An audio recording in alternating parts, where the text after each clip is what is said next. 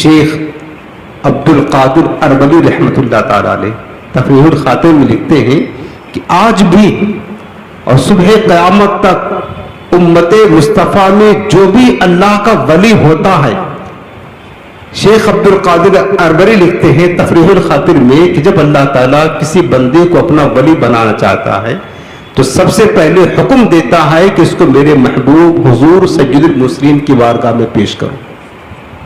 اس کا نام بارگاہ رسالت میں پیش کیا جاتا ہے.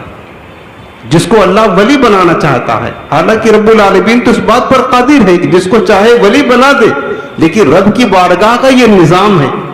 اللہ تعالیٰ ڈائریکٹ کسی کو ولی نہیں بناتا ہے، اللہ تعالیٰ اپنے حبیب کی بارگاہ میں بھیجتا ہے. اس کے بعد میرے آقا مدینے والے مصطفیٰ کی بارگاہ میں جب وہ اس کا نام پیش ہوتا ہے تو حضور بھی ڈائریکٹ اس کی ولایت جاری نہیں فرما دیتے ہیں، ولایت کا حکم صادر نہیں کرتے ہیں، بلکہ میرے آقا فرماتے ہیں کہ اس کو میرے بیٹے عبد القادر کی خدمت میں پیش کرو، عبد القادر کی خدمت میں پیش کرو. پھر اس کا نام سرکار غوث پاک کی بارگاہ میں آتا ہے اور میرے آقا فرماتے ہیں کہ میرا بیٹا عبد القادر تحقیق کرے گا، تفتیش کرے گا کہ یہ بندہ منصب ولایت کے لائق ہے یا نہیں، ولایت کا درجہ اس کا مستحق ہے یا نہیں. غوث پاک کی بارگاہ میں اس کا نام پیش ہوتا ہے تو سرکار غوث پاک تحقیق کرتے ہیں، تفتیش کرتے ہیں. جب وہ ولایت کا حقدار ہوتا ہے تو تفتیش و تحقیق کرنے کے بعد میرے غوث پاک دفتر محمدیہ میں اس کا نام لکھ کر کے سائن اور مہر لگا دیتے ہیں.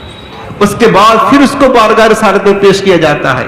میرے آقا علیہ السلام اپنے بیٹے شیخ عبد القادر کی رائے اور فیصلے کو دیکھ کر پھر حضور مہر لگاتے ہیں اور اس کی ولایت کو جاری کرنے کا حکم فرما دیتے ہیں. کوئی ایسے ولی نہیں بن جاتا ہے. پھر میرے سرکار حکم فرماتے ہیں کہ بندہ اللہ کا ولی ہو گیا.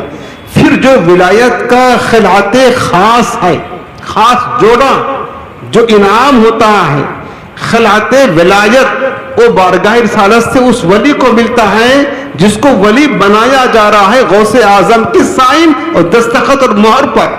لیکن حضور کی بارگاہ سے خلعت ولایت تو ملتا ہے، لیکن غوث پاک کے مبارک ہاتھوں سے ولایت کا جامہ اس کو پہنایا جاتا ہے.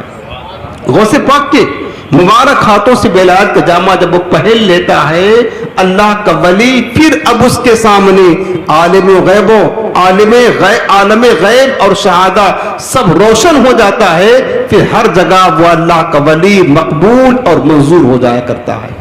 آج بھی ولایت کا فیض کس کو ملتا ہے تو دربار غوثیت مآب سے وہ ملتا ہے. یاد رکھنا، سرکار بغداد کے بارگاہ سے اس کو ولایت کا فیض ملتا ہے.